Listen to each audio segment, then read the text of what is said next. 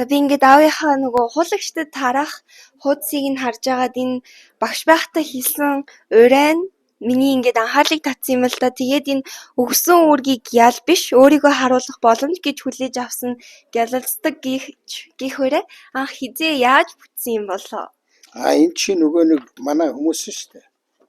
Аавын сурчлаад явж байгаа хүмүүс шүү дээ. Тэд нар тарих материалаас асууж байгаа юм уу? Тийм. За яг энэ дотор нэг ийм хоёр үг орсон байдгийг. Нэг нь бол ямар нэгэн ингээд үүрэг даалгавар чам дээр ирвэл эсвэл ажил хийх боломж олдвол тэрнийг ял гэж битгий хүлээж ав. Харин би энэ ажлыг мундаг хийчихвэл би өөрийгөө харуулах, бусдад өөрийгөө илэрхийлэх тэр боломж гэж бодож хүлээж аваа гэж. За энийг аав нь одоо 10 жил байхтай л одоо ангийн багш нэг даалгавар өгч штэ. Тэгэхээр тэрнийг за энийг би нэг галзтал хийчихвэл өөрийгөө харуулах боломж юм шүү. Дараа нь аав нь ингээд нэг намын ажил, намын нарийн бичгийн дарга болоод ингэхэд өөр бусад хүмүүст үлгэрлж ихсэн.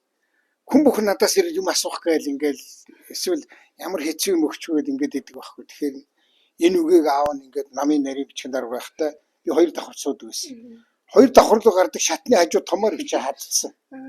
Тэгээд нөгөө ажилтнуудаа юу гэж хэлсэн гэхээр хөөе та нарт ямар нэгэн ажил хийх боломж олгож шít. Тэр боломжийг та нар минь надад ирсэн гой боломж гэж хүлээж ав. Түүнээс биш амар ажил өгч яах вэ гэж битээ бод. Гэлцтэл яаж хийх вэ гэдэл бод. Тэгжэл гарч ирсэн үг. Тэгвэл бид нарыг бас нэг жоохон бахад ингээд нэг сургаал үгсээр загнаад идэх шиг надад санагдаад бах юм. Тэгээд та анханаас юу юм ухаантай төрсөн юм уу? Одоо сургаал үгийг мэддэг хүн ухаантай хүн гэсэн үг биш л дээ. Одоо ялангуяа сүүлийн үед сургаал үг хоосон цэгжилдэг хүмүүс их болсон. Тэгэхээр нэх ухаантай хүн сургаал үг хэлдэггүй. Ер нь бол ингээд бас амьдралд хэрэгтэй тийм өгнүүдийг тогтоогоод тэрнийг хэрэгжүүлдэг байх хэрэгтэй. Аав нь та нарыг загнаад байгаа юм биш. Одоо уулаасаа л ажил хийвэл дуустал, давс хийвэл уустал. Энэ аавынхан ч үгүй Монгол ардын зүрцэц үг, тийм ээ? Амьд хүн аргатай, аргалын гал цогтой. Хийх хүн арга хайдаг, хийхгүй хүн шалтгаан хайдаг. Тэг чи мэдчихлээ шүү дээ. Тэгвэл та энэ үгнүүдийг ингээд өөрөө сурсан юм уу? Эсвэл танд ингээд нэг нууц хүн байгаа юу?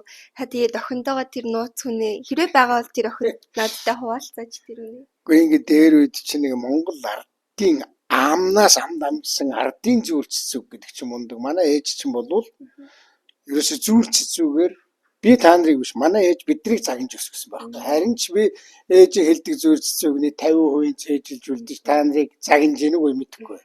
Тэгэхээр залхуу хүн завгтай байгаа маханда хүрэхгүй байж үхэн айхтрууг байгаа хэвээр бос хөдөл юм хий гэж байгаа ч.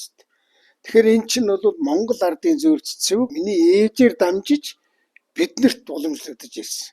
Тэгээ одоо надаас чамд тодорхой хувь нь уламжлаг жахан цөөрөл энэ дээ. Баярлалаа.